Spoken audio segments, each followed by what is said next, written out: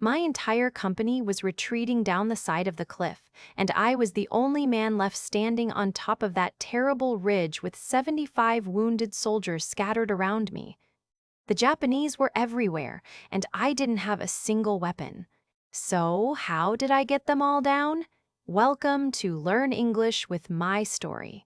Today, you'll hear a real story told from the perspective of the person who lived it, and along the way, we'll learn some natural English together.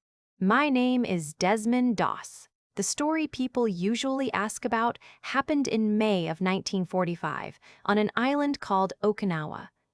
But to understand that day, you have to understand a promise I made a long time before.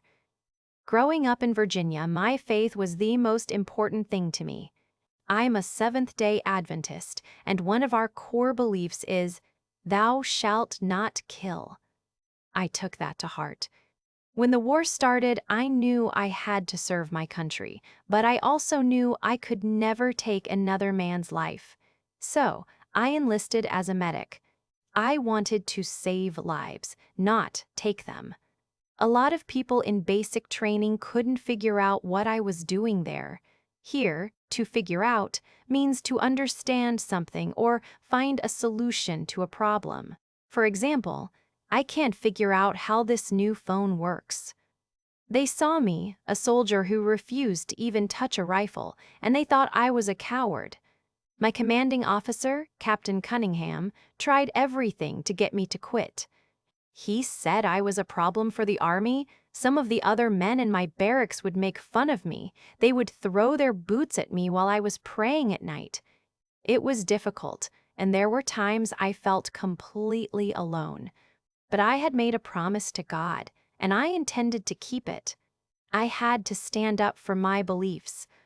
To stand up for is a phrasal verb that means to defend or support an idea or a person.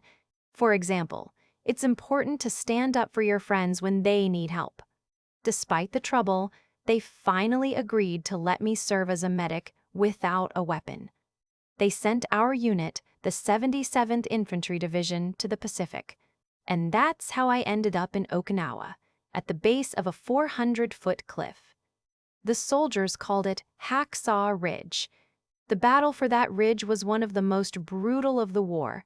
We had to climb up cargo nets to get to the top, and the Japanese were waiting for us. The fighting was intense.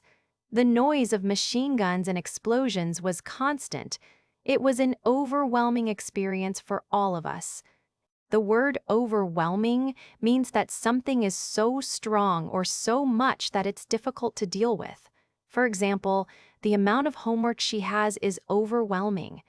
For days we fought to take the ridge, and each day men were getting hurt. My job was to run into the gunfire to help them. I would patch them up, give them what medical aid I could, and try to get them back to safety. I wasn't thinking about being a hero. I was just focused on doing my job, one wounded man at a time. Then came that day in May. We had finally taken the top of the ridge, but the Japanese launched a massive counterattack. It was chaos. They came out of tunnels and holes in the ground, and our lines just broke. The order came down. Retreat. Everyone who could run started scrambling back toward the cargo nets to get down the cliff, but dozens of our men were wounded.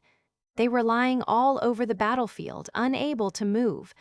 They were going to be left behind. As I watched my company disappear down the edge of the cliff, I just stood there. I could hear the wounded men calling for help. Everything happened so fast that it was all just a blur.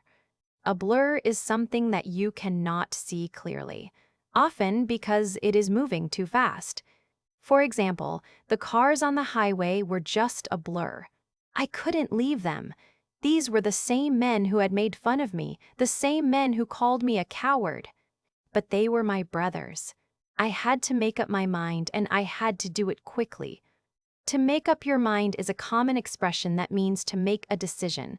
For example, I can't make up my mind about what to eat for dinner. So, I stayed. The ridge was a terrifying place to be. Bullets were still flying and shells were exploding nearby. I knew the enemy could show up at any moment. This phrase, "at any moment," means something could happen very soon, at any time.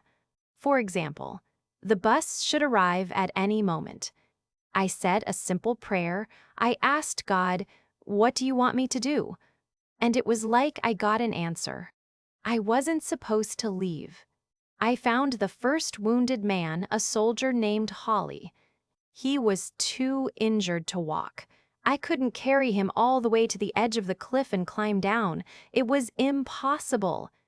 Then I saw a rope we had used to pull up supplies. An idea came to me. I quickly tied the rope around his chest and legs, making a kind of harness. Then I wrapped the other end of the rope around a strong tree stump and slowly, carefully, began to lower him down the cliff face. It was hard work. My hands burned from the friction. But it worked. The medics at the bottom got him and took him to safety. When he was safe, I turned back to the battlefield. And I said another prayer. "Lord, please help me get one more." I found another soldier and then another. Each time I dragged them back to the edge of the ridge, tied the rope, and lowered them down. I just kept going again and again. I wasn't thinking about time or danger. I was just focused on that one task, one more. It became my mantra. A mantra is a word or phrase that is often repeated and expresses a particular strong belief. For example, his mantra in life is to always be kind. Hours went by. The sun was going down. I was completely exhausted physically and emotionally. I felt like I was running on empty. Running on empties is an idiom that means you have no energy left, but you keep going. For example, after studying all night, I was running on empty during the exam. But every time I thought I couldn't go on, I would hear another faint call for help, or I would find another soldier lying in the dirt, and I would say that prayer again. "Please, Lord, help me get one more." I found men from my own unit and from other units. I even found a few Japanese soldiers who were wounded and treated them too. My job was to save lives, and it didn't matter whose. I just kept working, one man at a time. I have no idea how many hours I was up there. It felt like forever. Eventually, the battlefield grew quiet. I couldn't find anyone else. I was the last one. I tied the rope around myself and finally went down. The next morning, the men at the bottom counted everyone I had lowered. They told me I had saved 75 men. I couldn't believe it. I thought maybe I had saved 50. Even after that day, the battle for Okinawa continued. A couple of weeks later, I was wounded myself. A grenade injured my legs, and while I was being carried away on a stretcher, a sniper's bullet hit my arm. But I survived. When the war was over, they told me I was going to receive the Medal of Honor. It was a great honor, but I never felt like a hero. The word honors means great respect and admiration for someone. For example, it was a great honor to meet the president. I was just a simple man who believed in something. On that ridge, I wasn't fighting. I was just trying to fix what the fighting had broken. I did what I had to do, one person at a time, with a little bit of rope and a whole lot of prayer. My story isn't about war or being a hero. It's about holding on to what you believe in, even when it's the hardest thing in the world to do. It's about how even one person, without any weapon at all, can make a difference. If you enjoy hearing real stories like this to improve your English, I hope you'll join our community by subscribing.